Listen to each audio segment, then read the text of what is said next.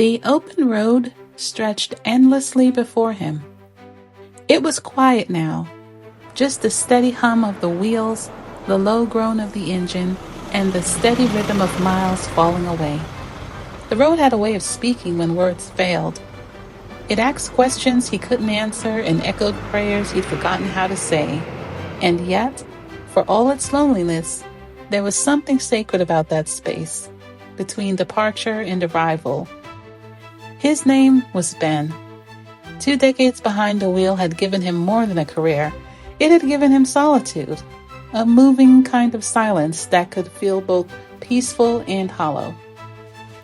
His truck had become a second home, the cab filled with signs of life, a thermos stained from use, a folded map with creased corners, a small cross hanging from the mirror. Everywhere he went, he carried the weight of miles, long nights, narrow roads, and memories that lingered like the fog. He knew how to navigate the highways, but lately, he wasn't sure he remembered how to navigate hope.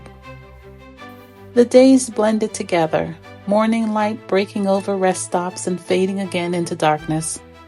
The radio crackled with static and songs that no longer filled the silence. There was a time when Ben prayed during these long drives, when every sunrise felt like a conversation and every sunset felt like a blessing. But lately, prayer had turned into something quieter. Not words, just a sigh that rose and disappeared into the noise of the wind. The world around him moved, but inside, he was parked in place. One night, the rain came sudden and strong, sheets of water hammering the windshield, headlights struggling to cut through the blur. He tightened his grip on the steering wheel, pressing forward as the thunder rolled across the plains. Every drop sounded like a memory. Every flash of lightning revealed the things he'd been trying to outrun. Regret, loss, a heart grown weary from too many goodbyes. The storm didn't slow for him. It didn't ask for permission. It simply came, fierce, cleansing, relentless. And there in the middle of it all, something deep within him surrendered. Not to the storm itself, but to the one who ruled above it. Hours later, at a lonely rest stop, the rain softened to a whisper, and so Ben parked beneath the flickering light of a lamppost. That's when he saw another figure, a traveler standing near the edge of the lot, drenched, head bowed, a small cardboard sign clutched to his chest. For a moment, their eyes met through the rain-streaked glass. Two strangers, both traveling roads longer than they could explain. Ben reached into the back seat, found an old blanket, and stepped outside. He placed it gently over the traveler's shoulders. No words, no introductions, just an act of quiet compassion. And for the first time in a long time, warmth returned, not to his hands, but to his heart.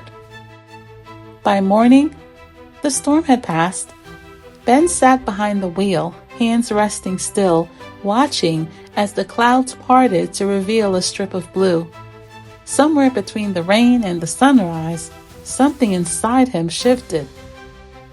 He hadn't spoken a prayer aloud, but his heart whispered one all the same, and somehow he knew it had been heard. When he turned the key again, the ignition came alive with a deep, familiar sound. And as the miles began to roll beneath him once more, he no longer felt like he was leaving something behind. He was being led somewhere new. The road ahead was still long, but it no longer felt empty.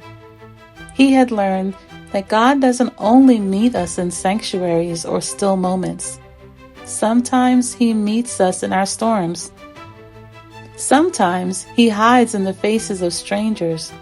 And sometimes He simply speaks in the steady hum of the tires beneath us, whispering, "Keep going, I'm still here." Maybe your road has been long too. Maybe the horizon looks the same every day, day after day, and the silence inside your cab or your heart feels louder than the world outside. But the one who calls himself the Way still travels with you. He doesn't promise smooth pavement or short routes. He promises his presence, mile after mile, moment after moment, until the road finally brings you home. Friend, thank you for walking with me. Always remember to listen for his voice and believe that he still walks with you, one step at a time.